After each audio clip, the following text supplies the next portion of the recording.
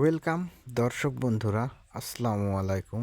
আশা করি আপনারা সকলে ভালো আছেন।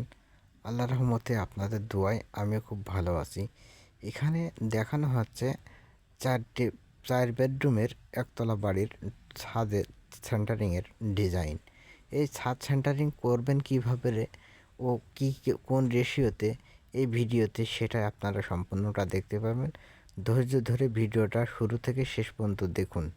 এখানে আমরা যে শাটারিংটা করতেছি, প্রথমত আমরা কিন্তু রানার মেরে নিয়েছি। রানারের পরে কিন্তু আমরা এখানে শাটারিংটা করব, কাঠ দিয়ে শাটারিং করব এবং প্রত্যেকটা গ্যাপ রাখবো আমরা 4 inch by 4 inch, 4 inch by 4 ইঞ্চি গ্যাপটা রেখে কিন্তু প্লেন শিট আমরা যদি মেপে নিয়ে করি তাহলে কিন্তু অনেকটাই সুবিধা হবে। কারণ প্লেন শিটের একটা মাপের বিষয় আছে, যে এখানে যদি মেপে নিয়ে দেখি যে আমাদের কয়টা প্লেন শিট লাগছে, কিংবা কিছুটা হয়তো কার্ডও সেন্টারিং করতে হতে পারে। সেই কারণে আমরা যখন কার্ড সেন্টারিং করব তখন অবশ্যই মেপে নিয়ে করব। আর যখন আমরা কাট মারবো তখন অবশ্যই আমরা সুতো টাঙায় নিয়ে মারবো। আর এই সুতো টাঙায় নিয়ে যদি কাটটা মারা হয় তাহলে কিন্তু আপনার সেন্টারিং কাজটাও অনেক সুন্দর হয় এবং অনেক মজবুত হয়।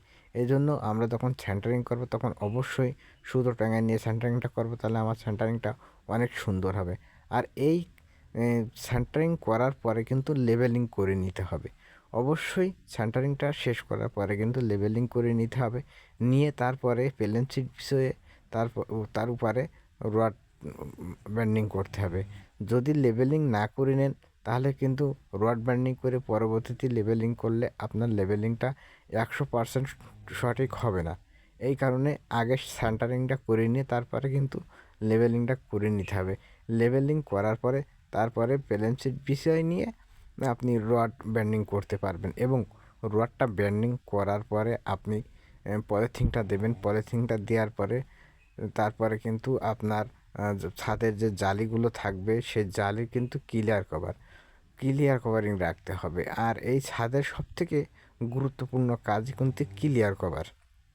এই ক্লিয়ার কভারিং যদি ঠিক না রাখতে পারেন তাহলে কিন্তু আপনার ছাদের ঢালাই কোনো জায়গায় 4 ইঞ্চি হবে, কোনো জায়গায় 5 ইঞ্চি হবে, যদি লেবেলিং আর ক্লিয়ার কভার ঠিক না রাখেন। ক্লিয়ার কভারটা যদি ঠিক রাখেন তাহলে আপনার ছাদটাও অনেক সুন্দর, অনেক মজবুত হবে। সেজন্য আপনাদেরকে রিকভারি করে বলবো যে আপনারা ছাদ শাটারিং করার সময় একটা দক্ষ মিস্ত্রি দিয়ে কাজটা করাবেন, তাহলে কাজটা অনেক সুন্দর, অনেক পারফেক্ট হবে। যেমন মিস্ত্রি দিয়ে কাজ করাবেন আপনার ছাদ তেমনই হবে। যদি নর্মাল মিস্ত্রি দিয়ে কাজ করান তাহলে আপনার ছাদটা নর্মাল হবে। আর যদি আপনি দক্ষ মিস্ত্রি দিয়ে কাজ করান তাহলে কিন্তু কাজটাও অনেক সুন্দর হবে। এই রানারগুলো মারতে হবে কত ফিট পর পর? এই রানারগুলো মারতে হবে কিন্তু 24 ইঞ্চি পর পর। আর এই 24 ইঞ্চি পর পর যদি রানারগুলো মারেন তাহলে কিন্তু আপনার ছাদটা অনেক স্ট্রং হবে। ঢালার সময় আপনার ছাদ স্ট্রংয়ের মতন দাঁড়িয়ে থাকবে। আপনি ওর পরে পাটাপুটি যাই মারবেন না কেন আপনার ছাদে কোনো সমস্যা হবে না। অনেক জায়গায় দেখা যায় রানারগুলো মারে দ্রুত